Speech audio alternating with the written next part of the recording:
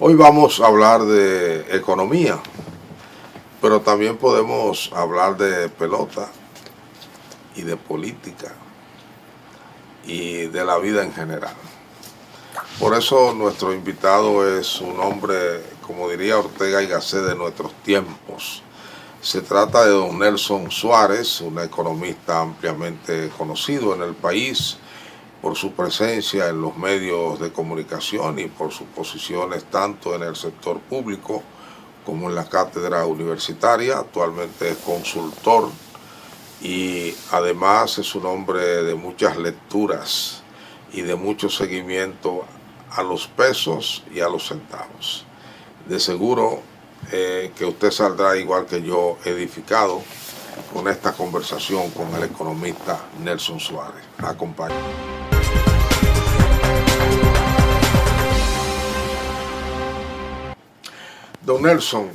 Don Nelson Suárez, capitaleño de pura cepa. Qué bueno verle de nuevo por acá. Usted siempre tan gentil conmigo y cuando le invitamos accede y yo encantado de la vida porque siempre salgo bien edificado con un conocimiento nuevo de la economía, sobre todo de la economía dominicana, aunque ahora es casi difícil hablar solo de la economía dominicana en un mundo tan convulso. Y si bien es cierto que la economía está globalizada, hay un corolario, los efectos de la economía también están globalizados. Y todo el resto de las cosas que ocurren, por ejemplo, estas guerras en lugares claves del mundo, y además con el involucramiento ahora de manera indirecta de las grandes potencias. Es como si las guerras estuviesen haciéndose por interpósitos países, no directamente, pero los efectos en la economía parece que son similares, es decir, que no se pueden evadir todas estas cosas que vemos. A mí me llama la atención siempre cuánto dinero gasta Estados Unidos en armamentos y con tanta facilidad que aporta miles de millones de dólares en armamentos a otros países. Por supuesto, ahí volvemos a aquello que usted conocía en los años 70 y 80, la economía de guerra, que parece que es un subsector industrial muy pujante en los Estados Unidos. Y ahora vi que Rusia le había vendido 40.000, algo así, millones de dólares en armas este año a países africanos. Bueno, para mí es un placer siempre compartir con una persona de la cual tengo grandes experiencias a nivel periodístico. Viejos amigos. Viejos amigos y realmente... Aunque la gente se dé cuenta que somos ya, si no, ya estar en el fondo mayores. Es como estar en mi casa. Entonces, y así lo sentimos. Muchas gracias. Yo creo que, bueno, realmente el mundo sigue complejo, como dice con mucha propiedad, no hay posibilidad de hablar de lo nacional sin de una forma referirnos a lo que pasa a nivel internacional. Entonces, tenemos ahora mismo una especie de resurgir de esa nueva, no sé si llamarle, cómo llamarle, guerra fría o guerra tibia o guerra caliente. Pero realmente en la parte de reorganización, de reestructuración, de reformulación de muchas cosas en el mundo, lo que estamos asistiendo es a unos escenarios de conflictos internacionales y a un resurgimiento del armamentismo, que yo diría no solo Estados Unidos, posiblemente Estados Unidos, por la misma naturaleza de su sistema político, es quien lo transparenta más. Correcto. Pero Rusia está también en una carrera. De hecho, yo me sorprendí en este año que está casi por concluir, varios eventos que se realizaron en Rusia, que quizás en lugar de estar hablando de inteligencia artificial y de este tipo de cosas, están hablando de armamento, el último avión, un aparato que puede transportar para llevar suministro en el aire y en el mar. O sea, la misma carrera está de una forma quizá más discreta también desarrollando a cabo China, que de hecho ayer oí Sí. a propósito de las conversaciones que sostuvieron Xi Jinping y Biden en Estados Unidos sobre sus relaciones, el referir de que ya China contaba con un arsenal en términos nuclear que hay que tener en cuenta en cualquier tipo de cuestionamiento en el mundo. De hecho, ahora ya se trata de que la contraparte real de Estados Unidos y de Occidente no es Rusia, sino que ahora es China. Correcto. Porque además China, que ha manejado una política de relaciones con los estados muy sublime, muy de hecho desde el enfoque económico, muchas inversiones. Por ejemplo, en África Sí. hay un gran impacto de las inversiones de China. Hay que sacar ese capital. Ha hecho muchas alianzas con países de China, inclusive ahora mismo con el hecho de que la economía mundial, y China no se excluye de ello, está sometida a unos procesos de lentitud. O sea, China está planteando que va a crecer a un 5% Sí. o menos. Una cuestión que era 10, inimaginable 11, cuando 14. Exactamente tenían unos crecimientos. Entonces está planteándose ya que esa situación podría estar afectando a los países africanos que China ha establecido relaciones. Pero obviamente, y si nos salimos de China y nos vamos a la India, Sí. otro polo también de mucha influencia. Esos imperios andan buscando sus colonias, que ahora son colonias económicas. Exactamente, entonces hay lo ideal y lo que podría pasarle al mundo es que en este proceso de reordenamiento se produzca un nuevo equilibrio. Porque lo que peor le podría pasar a la humanidad es que nos fuéramos por el camino, por ejemplo, de ese enfrentamiento que tiene Israel y Hamas, porque eso no conduce más que a la destrucción, al sufrimiento, y a un sufrimiento que normalmente recae sobre los grupos y la gente más vulnerable de esos países, normalmente las élites que provocan esos conflictos. Es posible que el liderazgo fuerte de Hamas, que impulsó, por ejemplo, las acciones del 7 de octubre contra Israel, estén en hoteles de los otros países árabes dirigiendo desde allá.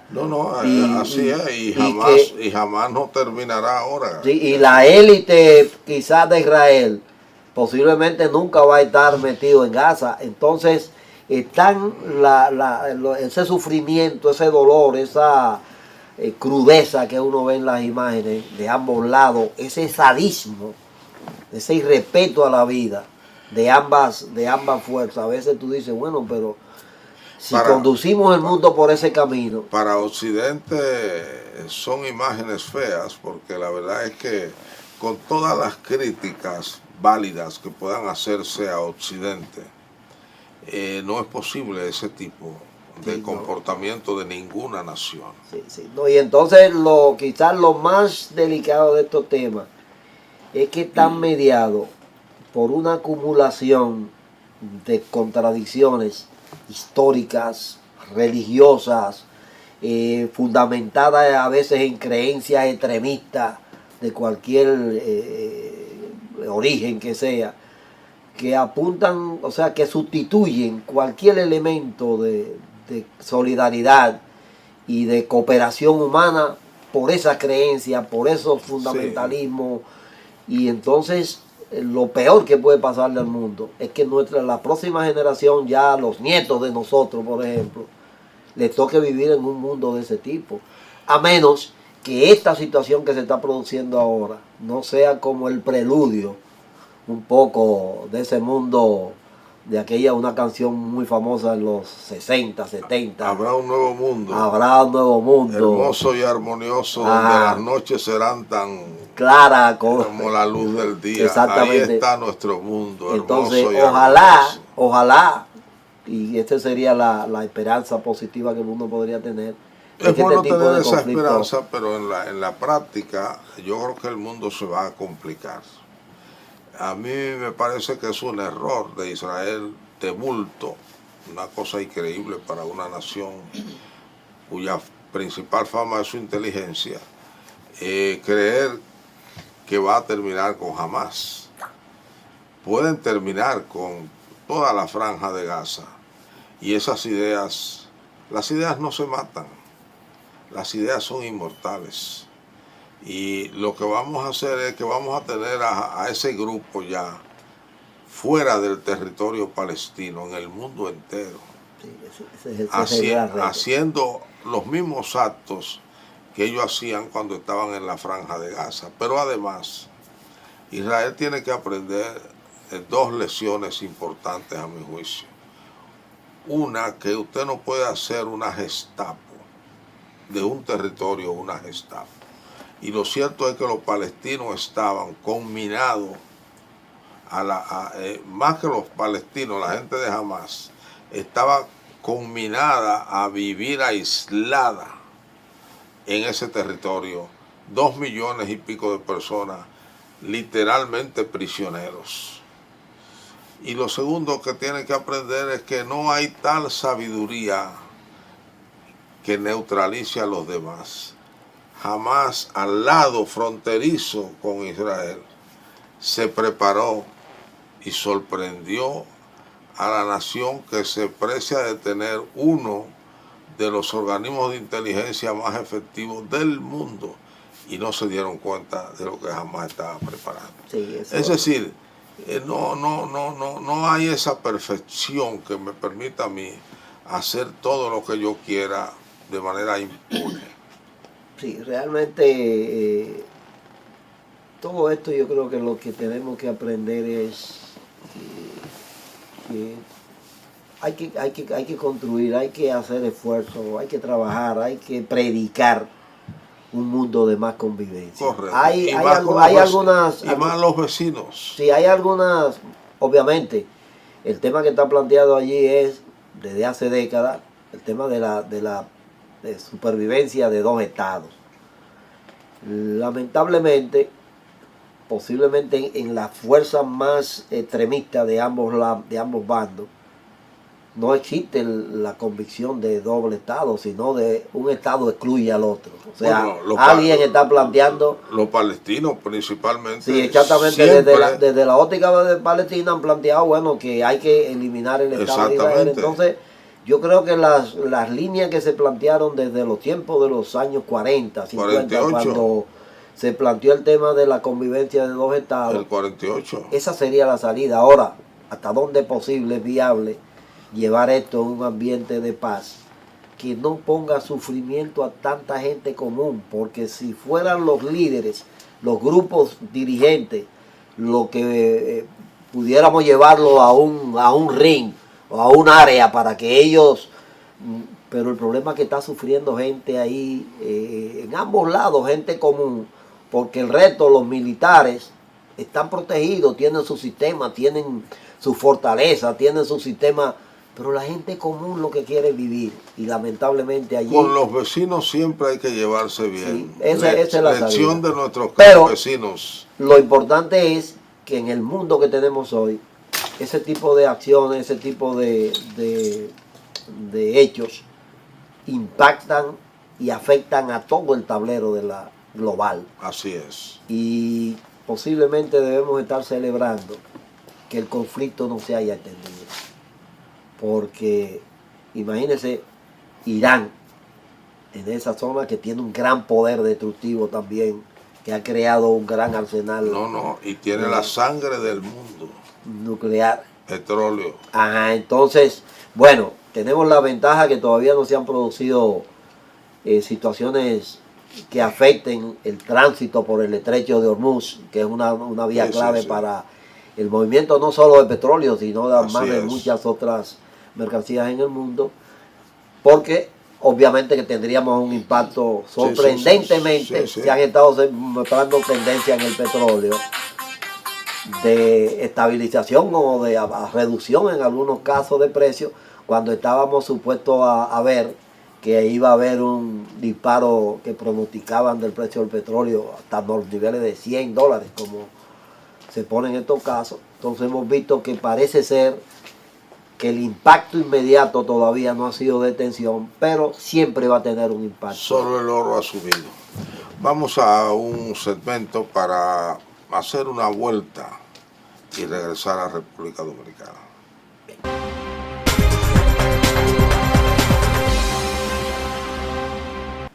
Profesor Nelson Suárez, hay algo que me ha llamado la atención, y es que esta vez el proyecto de presupuesto nacional parecería que no ha llamado la atención de nadie. No se habla del presupuesto, ni se habla en el Poder Ejecutivo, ni se habla en el Congreso, ni hablan los medios de comunicación. ¿Es un fenómeno, una indiferencia, o es la convicción de que no importa lo que se hable, al final el mismo presupuesto va a ser aprobado y el Ejecutivo hará con él lo que quiera? Recientemente, hace posiblemente 2 o 3 días, vi que paradójicamente han estado dándole la comisión bicameral, que en los últimos años se ha convertido en una práctica en el Congreso para conocer exactamente el presupuesto general del Estado 2024. Se reunió y tuvo, parece, convocando a directores de entidades públicas para conocer su opinión.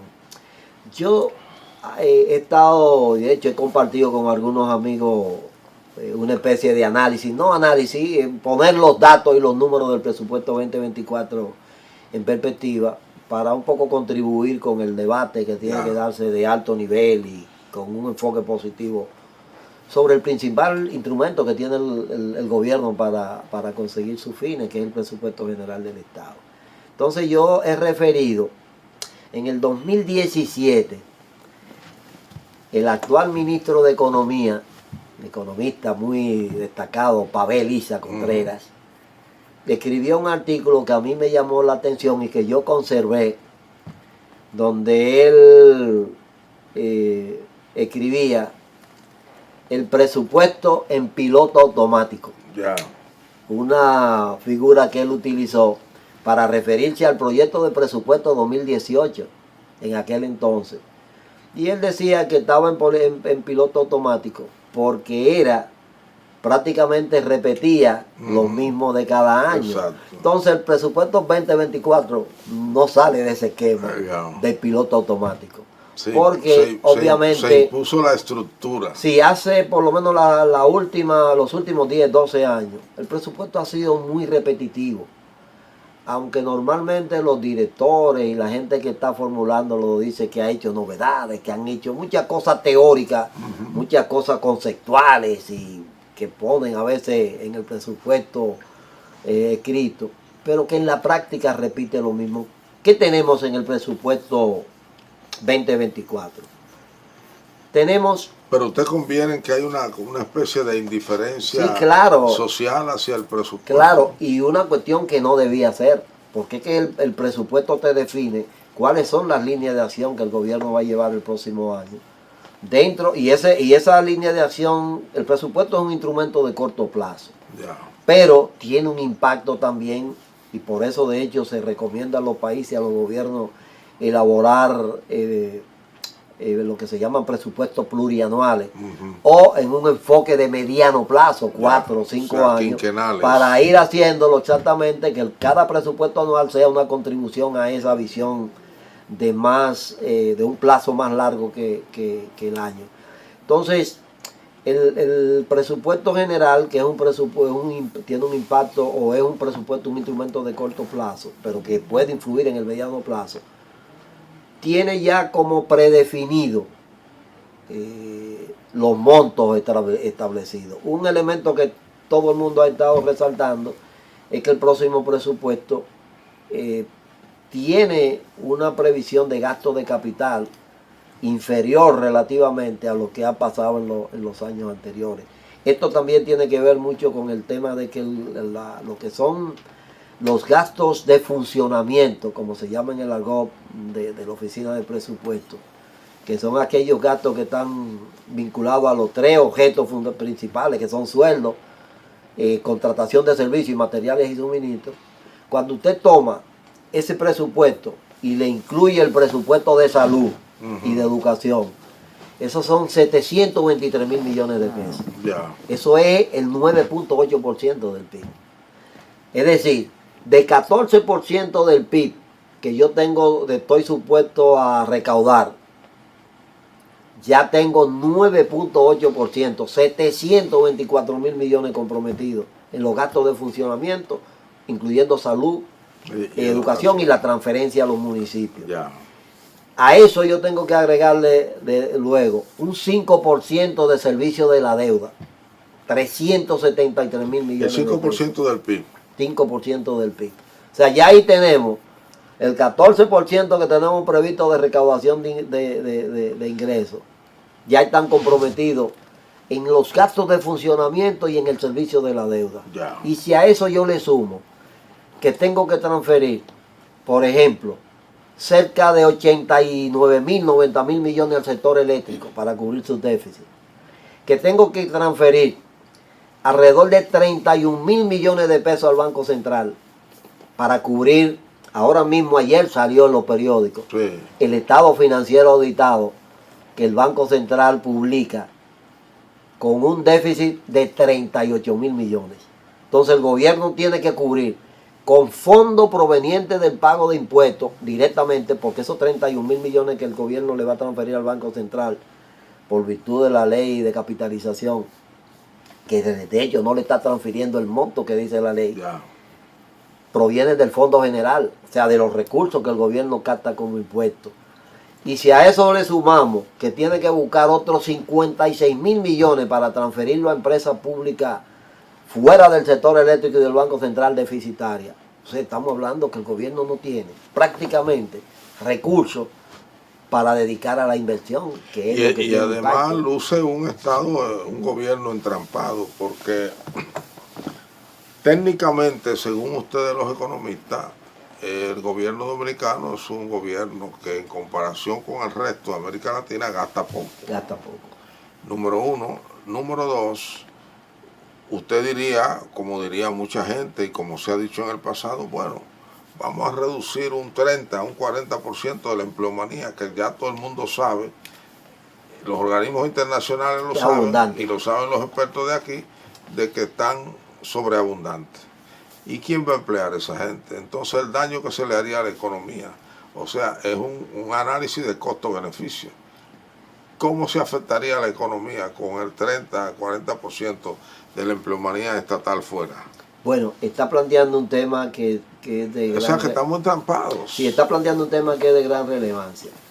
El próximo año, las entidades del gobierno central, las entidades descentralizadas y autónomas no financieras y las instituciones de la seguridad social van a tener gasto en nómina, remuneraciones y contribuciones, como le dice el objeto de manera técnica, por alrededor de 426 mil millones de pesos.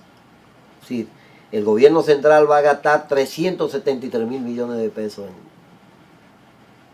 en sueldos y nóminas.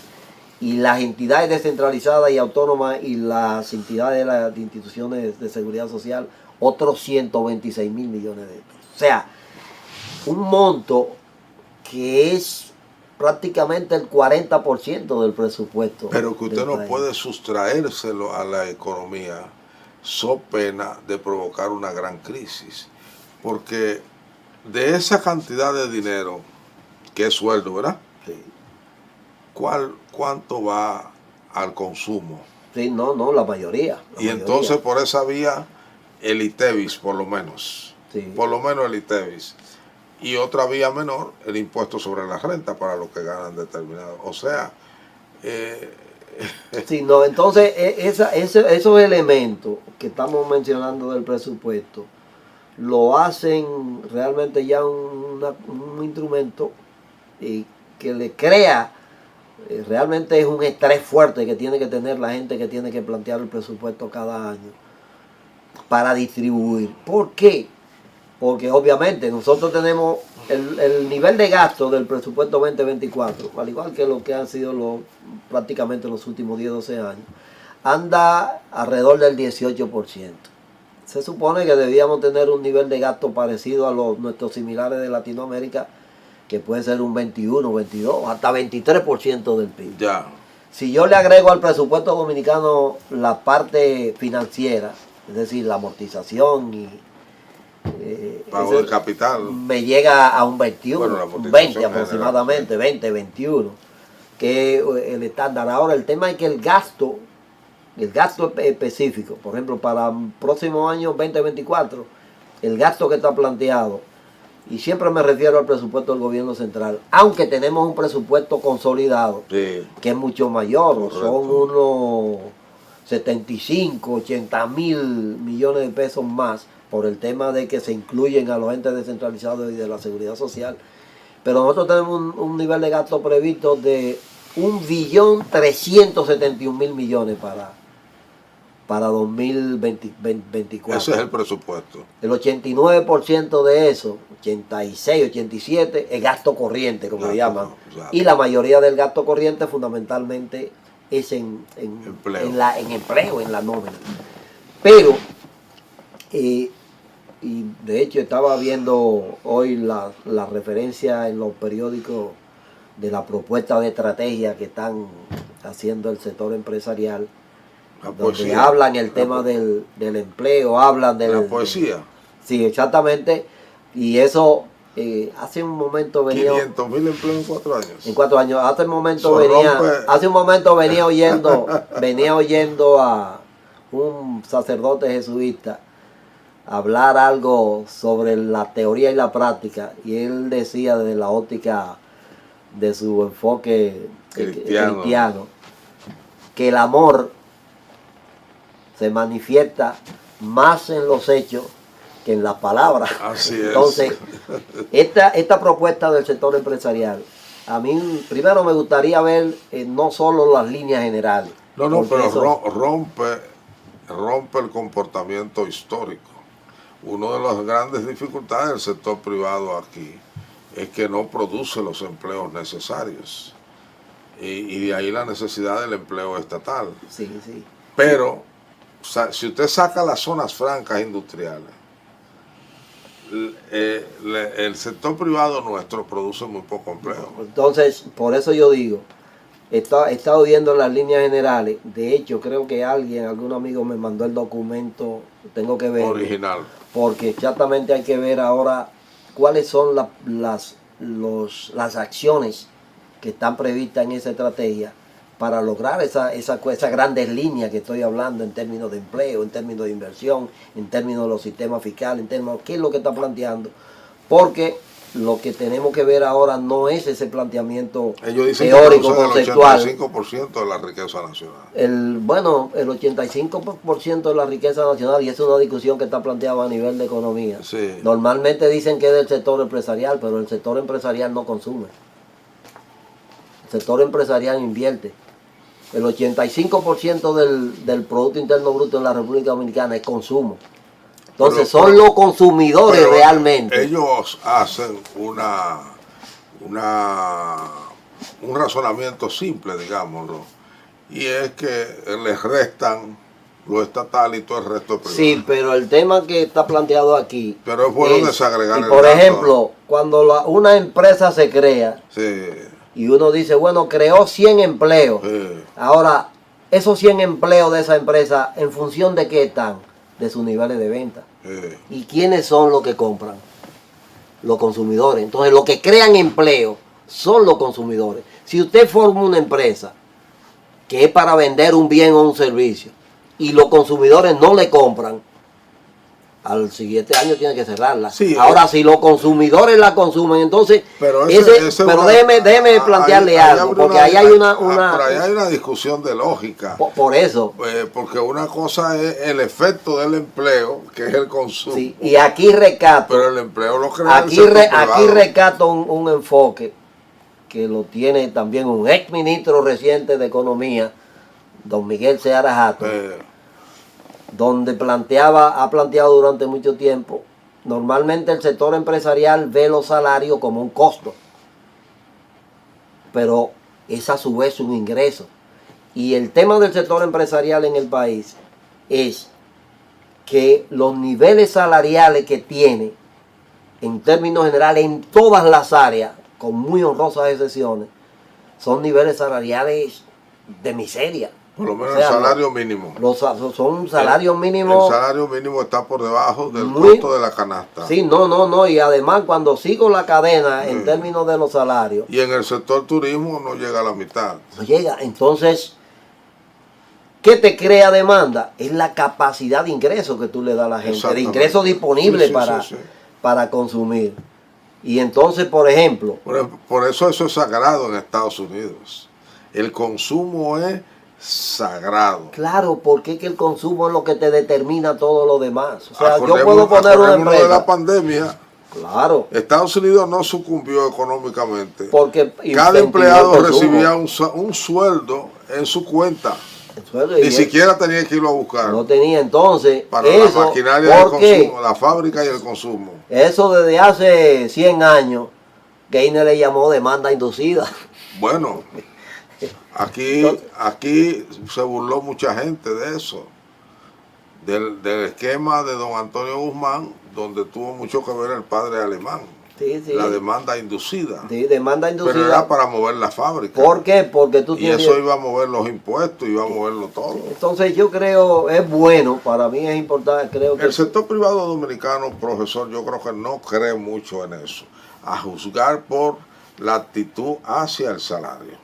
Sí, porque tienen un esquema rentista muy acendrado y... Se me pareció a Andy Dawarre usted. Sí, no, porque es cierto, tienen un esquema rentista. El sector empresarial de la República Dominicana está muy vinculado, de hecho, a la misma acción del gobierno, a los mismos mecanismos de influencia y de correlación. Por eso yo digo que me gustaría ver en detalle cuáles son las acciones prácticas que están planteando. En términos, por ejemplo, fiscales, hay un discurso muy fluido de todo el mundo. Los ingresos y que afecte los gastos. Perfecto. Ahora, ¿cómo vamos a hacerlo? ¿Qué es lo que está planteado? En términos, por ejemplo, fiscales, estamos y convenimos en que el Estado tiene que existir y va a existir durante mucho tiempo más, no sabemos hasta cuándo. Ya. Ahora, ¿cómo sustentar ese Estado? ¿Cómo garantizar? Porque lo que se ha demostrado es que el mercado por sí solo no es tan efectivo para crear bienestar general, sino que obviamente crea bienestar en las empresas y en los núcleos empresariales que son, y eso es bueno. Pero hay un segmento importante de la sociedad que no tiene acceso a muchas cosas. Entonces eso justifica de alguna manera la intervención del Estado. Y entonces tú tienes que sostener ese Estado. Que no sea un Estado hiperinflado, cierto. Bueno, pero tampoco tú puedes pretender... Eso dependerá del espacio que ocupa el sector privado. Exactamente. Entonces, un sector privado que normalmente no crea mucho empleo y que los empleos que crea son a veces de mala calidad y muy mal remunerados. Por eso le digo que escuche el discurso del profesor Anguita. Vamos a una pausa y regresamos. Profesor Nelson Suárez, si no soy un mal estudiante, lo que me quedó como lección suya de la intervención anterior es que si no hay mejoría salarial, no hay desarrollo económico en República Dominicana. Obviamente. Nosotros tenemos que garantizar en primer lugar, de hecho, yo si me toca por ejemplo tomar decisiones a nivel de la economía, ahora mismo en el ambiente que hay en el mundo, en el ambiente que tenemos en el país, yo invertiría un gran esfuerzo en mantener la estabilidad. Y quiero aquí distinguir, una cosa es estabilidad económica y otra cosa es crecimiento económico, aunque tienen un vínculo una con otra. Pero ¿qué pasa? Hay momentos en los cuales yo tengo una estabilidad ya lograda y entonces utilizo esa estabilidad para impulsar el crecimiento. Hay una situación específica en la economía del país, en la economía del mundo, en un mundo cambiante muy volátil, que de una u otra forma nos impacta, positiva o negativamente en muchos casos. Entonces, si yo estuviera en el gobierno, estaría diciéndole al gobierno, mire, vamos a concentrarnos en garantizar la estabilidad. Frente a las convulsiones que hay, vamos a garantizarle la estabilidad. ¿Qué significa esto? Que yo tenga un desenvolvimiento económico sin grandes desviaciones, ni hacia arriba ni hacia abajo.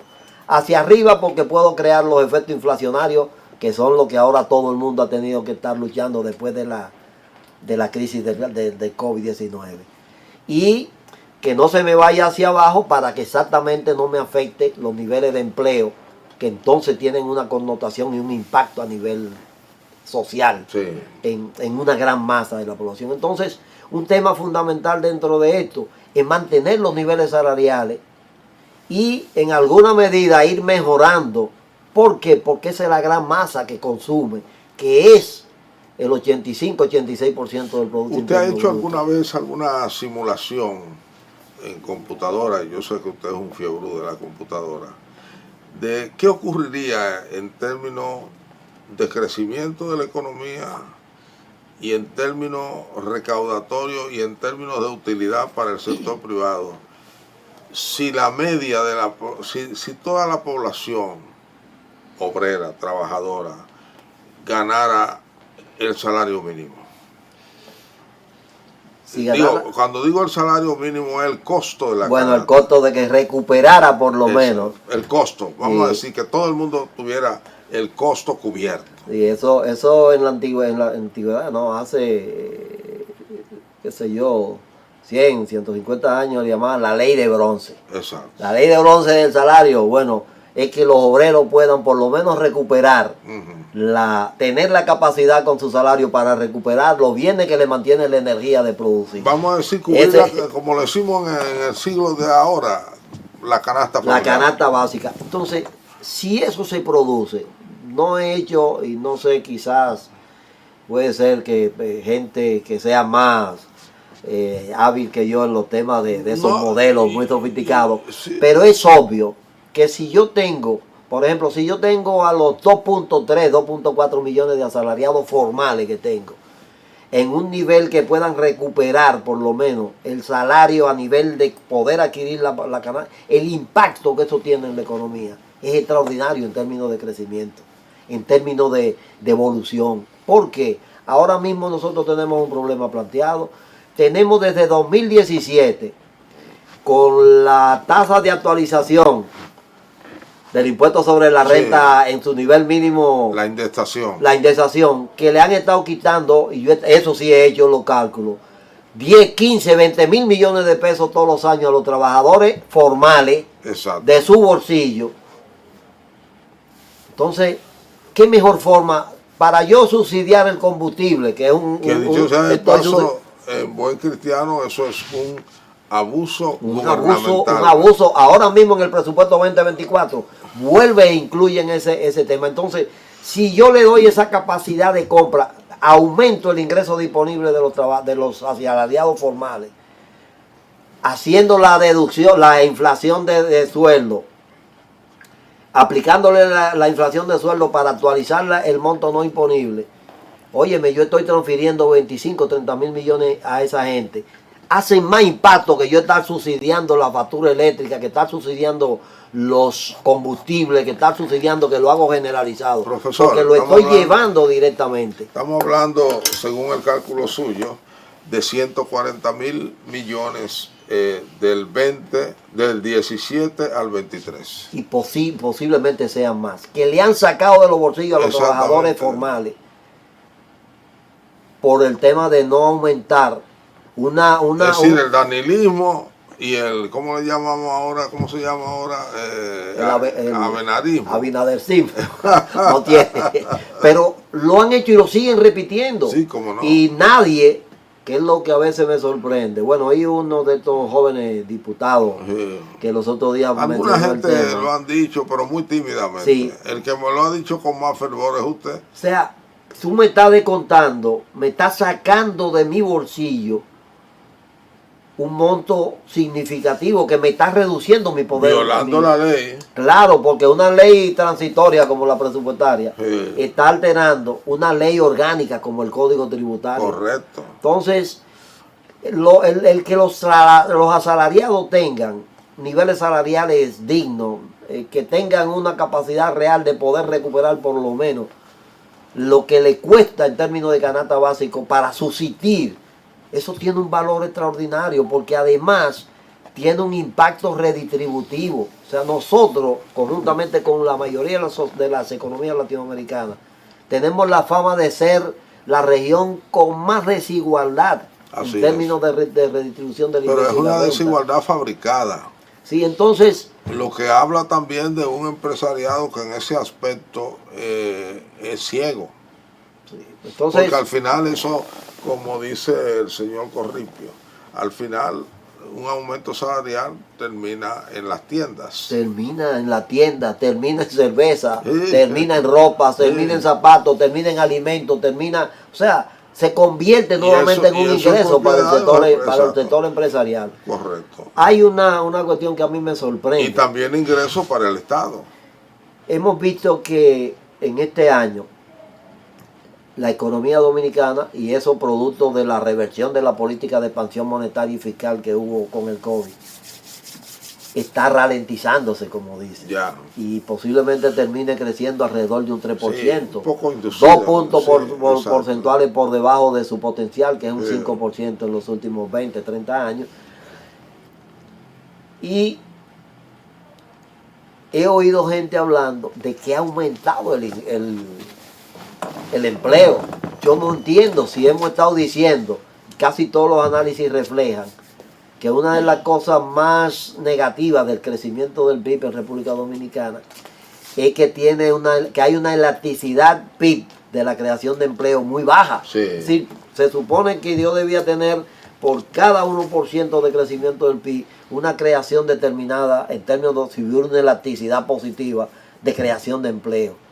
Y aquí, lo que ha pasado durante décadas ha sido al revés. Y es que no crecemos mucho, pero creamos poco empleo y sobre todo poco empleo formal. Pero ahora según las autoridades, el fenómeno es al revés. No lo entiendo. Estamos decreciendo y estamos dando... No lo entiendo. Ahora, se ha hecho el cálculo, ustedes los economistas han hecho el cálculo de por cada punto del PIB, ¿cuántos empleos nuevos se crearían? Sí, hay algunos cálculos que ha hecho, y refiero de nuevo a Miguel Seara, que maneja mucho esto, ha hecho muchos cálculos que han demostrado exactamente que hay una baja elasticidad PIB en la creación de empleo en el país, y sobre todo de empleo formal.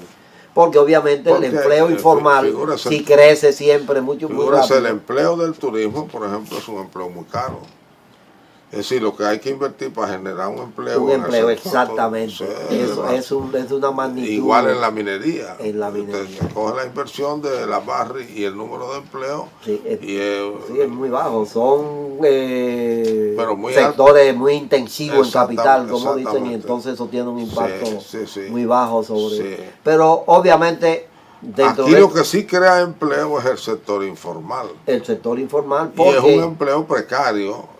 No tan precario como se cree, pero precario. Porque mi amigo Mauricio, un plomero que yo soy muy amigo de él y lo utilizo pero mucho. Gana más mi amigo Mauricio, reparando tuberías y reparando baños y reparando cuestiones, se puede ganar 35, 40 mil pesos al mes, que si va a trabajar en una cuestión formal se va a ganar 18, 12. No, y en un trabajo que hicimos sobre los delivery en el periódico, nos sorprendimos porque, bueno, un tipo de delivery, no todo, pero lo de los restaurantes y las tiendas de comida rápida y los supermercados ahora que se han incorporado, te están ganando hasta 30,000 y más mensual. Exactamente, entonces, bueno, ¿por qué emplearte de manera formal para tener un sueldo máximo de 11,000, 13,000 pesos? Si yo puedo generar 40, 35. El único esquema de ellos de pérdida ahí es el tema de la seguridad social.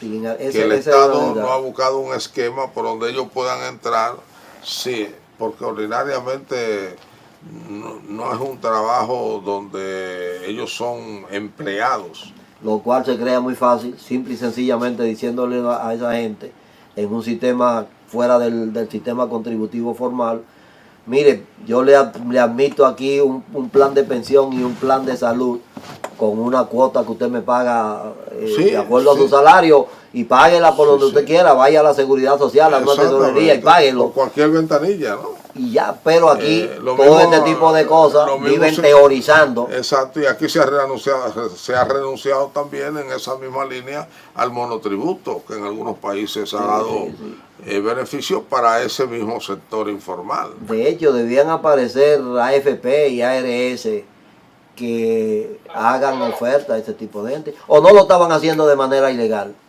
Bueno, según la tesorería había gente creando empresas ficticias. Sí, ¿por qué no le permiten a la gente común, al empleado por cuenta propia, que se afilie a algún tipo de sistema de previsión y de servicio de salud? Sería excelente en este país, se crearía y se generaría para la tesorería de la seguridad social un volumen extraordinario de ingresos. Pero eso hay que sentarse a discutirlo con el Consejo de la Seguridad Social y a complacer a 4 burócratas que están ahí arriba del sector público y del sector privado, de que ellos tienen que ponerse de acuerdo y llevar una ley al Congreso. Eso no es tan complicado. La CAS es la única entidad que yo conozca, la Confederación Autónoma de Sindicatos Clasistas, que ha creado un esquema que le permite a los trabajadores informales, vía ese esquema, entrar a la seguridad social. Claro, y lo ha hecho de manera exitosa. Eso es posible. De manera que otros podrían replicar, en igual decimos imitar, ese esquema. Bien, vamos a agradecer sobremanera, como les dije al principio, y vamos a tener una participación sustanciosa de un economista de prestigio, de muchas caminatas por el sector público y el sector privado, y un gran conocedor de las finanzas públicas, don Nelson Suárez. De manera que nos vemos en el próximo programa.